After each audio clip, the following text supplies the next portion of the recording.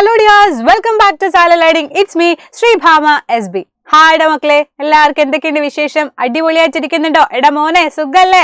എല്ലാവരും അടിപൊളിയായിട്ട് സെറ്റ് ആയിട്ട് ഇരിക്കുന്നുണ്ടല്ലോ അല്ലെ? സോ മക്കളെ, നിങ്ങളുടെ 6ാം ക്ലാസ്സിലെ നമ്മുടെ ഫസ്റ്റ് ചാപ്റ്റർ ആണ്, ബേസിക് സയൻസിലെ ഫസ്റ്റ് ചാപ്റ്റർ ആണ്. ഏത് ചാപ്റ്റർ? കാസ്കറ്റ് ഓഫ് ലൈഫ് അഥവാ ജീവന്റെ ചിപ്പുകൾ. നമ്മുടെ ജീവനെ പറ്റി, നമ്മുടെ ജീവന്റെ അടിസ്ഥാനം എന്താണെന്ന് അറിയുന്ന ഒരു ചാപ്റ്റർ ആണ് അല്ലെ? സോ അതിൽ ഏറ്റവും ഇമ്പോർട്ടന്റ് ആയിട്ട് നിങ്ങൾ അറിഞ്ഞിരിക്കേണ്ട ഒരു ടോപ്പിക്കുമായിട്ടാണ് ഇന്ന് മിസ് വന്നിട്ടുള്ളത്. സോ നമുക്ക് ഡീറ്റെയിൽ ആയി തന്നെ നോക്കാം, ഏതാണ് എങ്ങനെയാണെന്ന് നോക്കാം. ഇത് പഠിക്കാണ്ട് നിങ്ങൾ ഈ ചാപ്റ്റർ പഠിച്ചിട്ട് കാര്യമില്ല, ഏറ്റവും ബേസ് ആയിട്ട് നിങ്ങൾ അറിഞ്ഞിരിക്കേണ്ട കാര്യമാണ്. ഓക്കെ, മിക്കവാറും നിങ്ങൾക്ക് എല്ലാവർക്കും അറിയുന്നുണ്ടാവും, എന്നാലും നമുക്ക് വീണ്ടും എന്താണ് അതൊന്ന് ട്രൈ ചെയ്ത് പഠിച്ച് സെറ്റാക്കാം. അപ്പതാ മിസ് ഇവിടെ ഒരുപാട് ജീവികളെ വെച്ചിട്ടുണ്ട് അല്ലെ? അല്ല എന്തൊക്കെയുണ്ട്?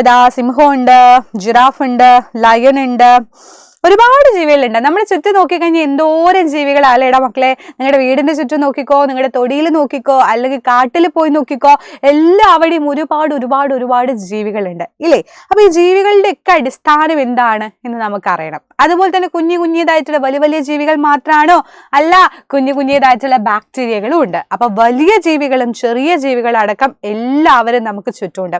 അപ്പൊ നമ്മുടെ നഗ്ന നേത്രം കൊണ്ട്, നേക്കടായി കൊണ്ട് കാണാൻ പറ്റാത്ത അത്രയും കുഞ്ഞനായിട്ടുള്ള ആളുകളെ നമ്മൾ വിളിക്കുന്ന പേരാണ് മൈക്രോ ഓർഗാനിസം അഥവാ സൂക്ഷ്മജീവികൾ എന്ന് നമ്മൾ വിളിക്കും അല്ലെ? ഇപ്പോ മിസ്സിന്റെ ഈ ഒരു കൈയിന്റെ നഖത്തിന്റെ അടിയിൽ പോലും ഒരുപാട് സൂക്ഷ്മജീവികൾ ഉണ്ടെന്നാ പറയാ. അതുകൊണ്ടാണ് നമ്മൾ നഖം കടിക്കരുത് എന്നൊക്കെ പറയാ.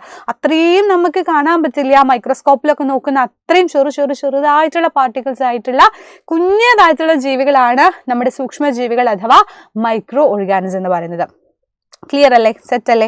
അപ്പൊ നമുക്ക് മൈക്രോ ഓർഗാനിസത്തിന്റെ കേസിൽ പറയാനുള്ള ഒരു കാര്യം എന്ന് പറയുന്നത് യൂണിസെല്ലുലാർ ഓർഗാനിസം എന്ന് പറയുന്ന ഒരു ടൈപ്പ് ഓഫ് ഓർഗാനിസം ഉണ്ട്. എന്ന് പറഞ്ഞാൽ എന്താ? ഒരൊറ്റ കോശം മാത്രമുള്ള ജീവി. മിസ് പറഞ്ഞു, വലിയ ജീവികളായിക്കോട്ടെ ചെറിയ ജീവികളായിക്കോട്ടെ എല്ലാവരുടെയും എല്ലാവരുടെയും ഒരു ബേസ് ആയിട്ടുള്ള കാര്യം എന്താണ്? അടിസ്ഥാനമായിട്ടുള്ള കാര്യം എന്താണ്? കോശങ്ങൾ കൊണ്ടാണ് അവർ നിർമ്മിച്ചിട്ടുള്ളതെന്നാണ് അല്ലെ? അവരുടെ ബോഡി എല്ലാം നിർമ്മിച്ചിട്ടുള്ളത് ഏറ്റവും ബേസിക് യൂണിറ്റ് ആയിട്ടുള്ള കോശങ്ങൾ കൊണ്ടാണ്. സോ കോശങ്ങളെ നമുക്ക് ഓരോരോ ജീവികളിലുള്ള കോശങ്ങൾ അനുസരിച്ച് രണ്ടായിട്ട് കാറ്റഗറൈസ് ചെയ്യാം. ഫസ്റ്റ് വൺ എന്ന് പറഞ്ഞാൽ unicellular organism. So what is unicellular organism ചോദിച്ചാൽ the organism with only one cell, ഒരു സെല്ല് മാത്രമുള്ള ജീവികളെ നമ്മൾ വിളിക്കുന്ന പേരാണ് യൂണിസെല്ലുലാർ ഓർഗാനിസം. ഒരൊറ്റ കോശം മതി, ആള് സെറ്റാണ്. അപ്പൊ യൂണി മീൻസ് ഒന്ന് എന്ന് ആലോചിച്ചാൽ മതി. അപ്പൊ ഒരു കോശം മാത്രമേ ആ ജീവികൾക്ക് ഉണ്ടാവുള്ളൂ, അവരെ നമ്മൾ യൂണിസെല്ലുലാർ ഓർഗാനിസം എന്ന് പറയും. അമീബ, പാരമീസിയം, യുഗ്ലീന, ബാക്ടീരിയ ഒക്കെ എന്താണ്? ഈ പറയുന്ന ആളുകളൊക്കെ എന്തിന് എക്സാമ്പിൾ ആടാ? ഏകകോശ ജീവികൾക്ക് എക്സാമ്പിൾ. ഏകം എന്ന് പറയുമ്പോൾ തന്നെ ഒറ്റയ്ക്കായി പോയതല്ലേ? ഏകാന്തത എന്ന് പറയുമ്പോൾ എന്താ? ഒറ്റപ്പെട്ടു പോയി എന്നുള്ള രീതിയിലാണ് നമ്മൾ അതൊക്കെ പറയാ. അപ്പൊ ഏകകോശം എന്ന പേരിൽ തന്നെ ഒരു കോശം മാത്രമുള്ള ജീവികൾ എന്ന് നമുക്ക് പറയാം അല്ലെ? അപ്പൊ യൂണിസെല്ലുലാർ ഓർഗാനിസം എന്താണ്, ഏകകോശ ജീവി എന്താണ് എന്നുള്ളത് നമ്മൾ ക്ലിയർ കട്ടാക്കി വെക്കാം. അപ്പൊ അതിനുള്ള എക്സാമ്പിളുകളും പഠിച്ചു വെക്കുക. എക്സാമിന് മെയിനായിട്ട് ചോദിക്കാൻ സാധ്യതയുള്ളത് ഈ എക്സാമ്പിളുകളാണ്. സോ അമീബ, ഇതേപോലെ എന്താണ് പ്രത്യേകിച്ച് ഷേപ്പും കാര്യങ്ങളും ഒന്നും ഇല്ലാണ്ട് ഏത് ഷേപ്പിലും വരയ്ക്കാൻ പറ്റുന്ന സിമ്പിൾ ആയിട്ടുള്ള ഒരാളാണ് അമീബ എന്ന് പറയുന്നത്. ആൻഡ് ദെൻ പിന്നെ ആരുണ്ടടാ? പാരമീസിയം ഉണ്ട്. പാരമീസിയത്തിന്റെ പിക്ചറും ഇവിടെ വെച്ചിട്ടുണ്ട്. ഇത് കാണുമ്പോൾ നിങ്ങൾക്ക് ഏകദേശം ഐഡിയ ഉണ്ടെന്ന് വിചാരിക്കുന്നു.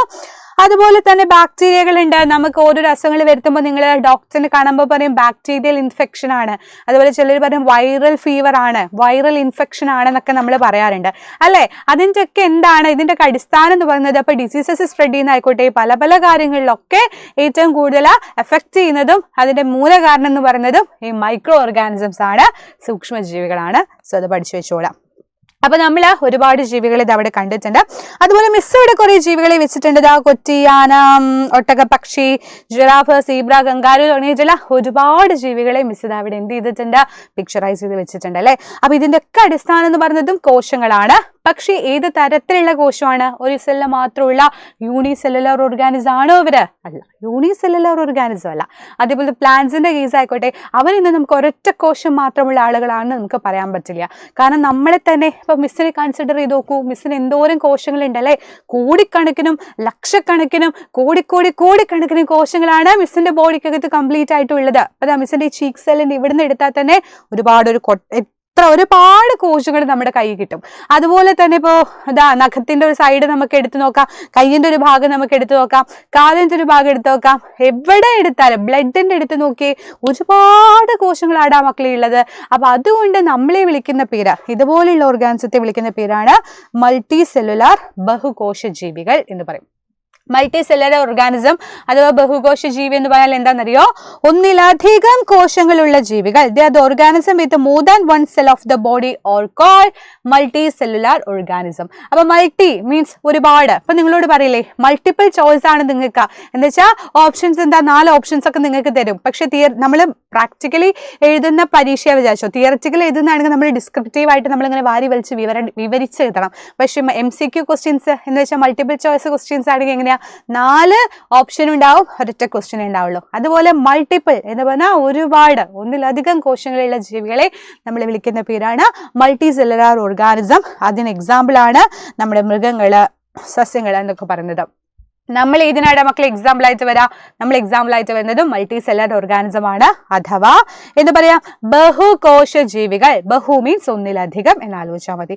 അപ്പൊ ഇതുവരെ പറഞ്ഞത് എന്താ? നമ്മൾ ഓർഗാനിസത്തിനെ സെല്ലുകളുടെ അടിസ്ഥാനത്തിൽ 2ആയിട്ട് കാറ്റഗറൈസ് ചെയ്തു. ഫസ്റ്റ് വൺ എന്ന് പറയുന്നത് ഏകകോശം, ഏകാന്തമാച്ചിരിക്കുന്നവനെ നമുക്ക് പിടിക്കാം, അവന്റെ പേരാണ് ഏകകോശ ജീവി അഥവാ unicellular organism. And next one എന്ന് പറയുന്നത് മൾട്ടി സെല്ലുലാർ ഓർഗാനിസം, ഒരു ബഹുകോശ ജീവി. ബഹുത്ത് പ്യാര്, ബഹുത്ത് ബഡാഹി എന്നൊക്കെ പറയുമ്പോൾ വലുതെന്ന് ആലോചിക്കാം, ഒരുപാട് എന്ന് ആലോചിക്കാം. അപ്പൊ organism that only have A single cell ആണെങ്കിൽ ഏകകോശ ജീവി, കൺസിസ്റ്റിംഗ് ഓഫ് മെനി സെൽസ് ആണെങ്കിൽ അതിനെ നമുക്ക് ബഹുകോശ ജീവി. എക്സാമ്പിളുകളും പഠിച്ചു വെക്കുക, ഇമ്പോർട്ടന്റ്. എക്സാമിൽ എപ്പോഴും ചോദിക്കുന്ന പോർഷൻ ആണ്.